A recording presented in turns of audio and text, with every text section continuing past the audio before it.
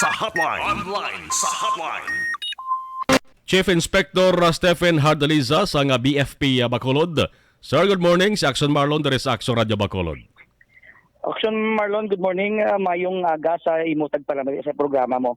Salamat gid sir. Kabalo ko sir nga medyo masako-sako kasubong bangod sa importante man nga aktibidad nga ginatabungan mo dira sa may Iloilo, pero damo gid sir sang gusto magkahibalo kung ano na ang pinakaulihing investigation sa BFP sa sunog sa Barangay 7 Nagliga nga gabi sir. Unahon ko lang sir kung may resulta na ang pagpangusisa sa sadtong bagay balangan na recover sa balay nga ginasilingkin halindan sa kalayo Sir Hardaliza.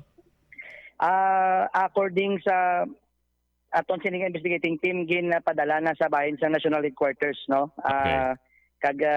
Subong I think it's in transit through the courier nga makadabot dito for laboratory examination sa mga physical evidences nga nakuha naton. Uh-huh. And ito support the theory nga ang aton nga source of ignition, lagay sa anon nga source of ignition sa origin sang kalayo is amo to ang car battery kaga iban pagid nga mga gamit nga gina-improvise or DIY project ni Mr. Benjamin Action Marlon.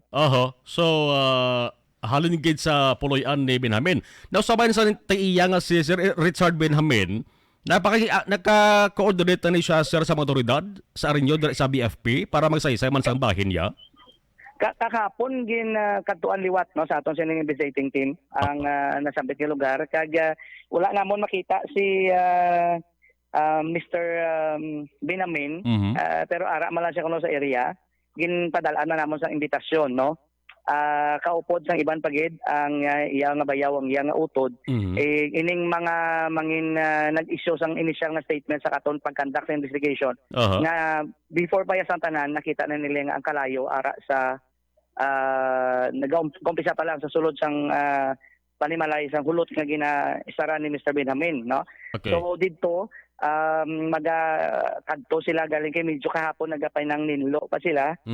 Kasi gin-emphasize man nato ng priority nga mabalaan sa publiko, no, kung pwede nga makabisita sila sa aton istasyon para makakuha naton sila sang official statement mabutang naton sa isa ka affidavit.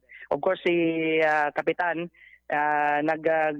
ma-issue man sa iya statement, no, maobra man sa iya statement para nga mapamatuod maka-express man sa iya nga nabalaan kay during that time according sa kay kapitan ara si Mr. Richard Benjamin sa iya nga poder ara sa iya area before paya magkalayo, and a few minutes after nga nagtukar ang alarma sa mga palibot nga may kalayo gali dito naghalin sa iya area.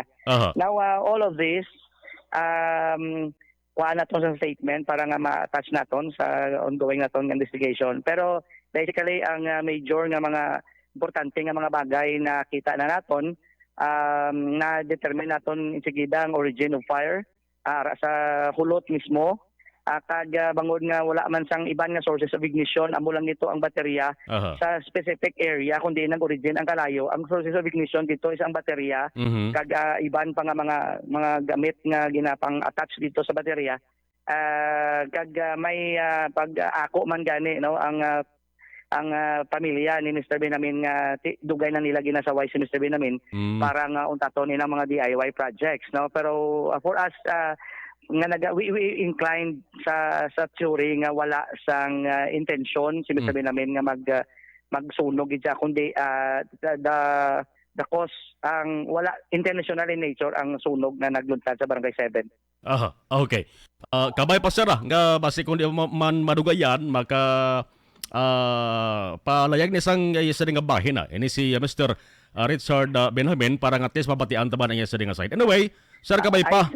Though accidental in nature, hindi intentional. Yes. Sa lang ako na mention. Accidental in nature. Accidental. Yes. So, anyway, kabay pa sir nga way na sa matabo pa nga kaangay sa sunog kay manti kaang kaluoy diriya ang mga mapiktuhan gid labi na kung pigado ka nga daan masunugan ka pa, no. Salamat gid sir, unless kung mayara ka pa sang gusto ipaalinton sa aton nga mga tagpalamati sa ibad pa nga mga activities sang BFP diri sa Bacolod.